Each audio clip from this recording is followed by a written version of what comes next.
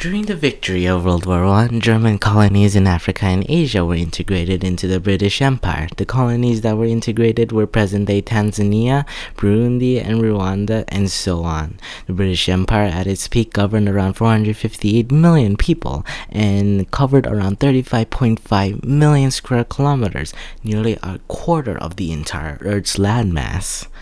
The king who ruled the British Empire at its peak was George V. He was not only king of the British Empire but also emperor of India.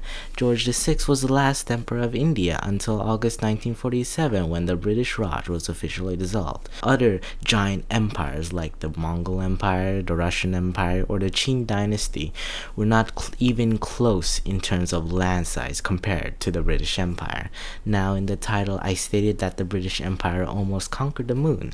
The British Empire obviously didn't conquer the moon, but the British Empire was 35.5 million square kilometers, while the moon is 38 million square kilometers, which means the British Empire almost conquered the same amount of surface area as the moon.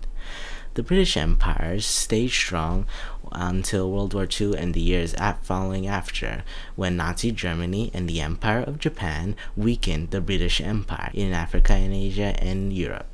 Slowly, the African colonies and Asian colonies declared independence from the British Empire. Another reason why the British Empire fell was because the empire was so overstretched and so big that it caused much unrest in the British colonies. Like India, for example, when Gandhi protested non-violently against the British Empire so that India could declare independence peacefully and break away from the British Empire. With the Hong Kong handover to China during 1997, it was considered for many the dissolution of the British Empire.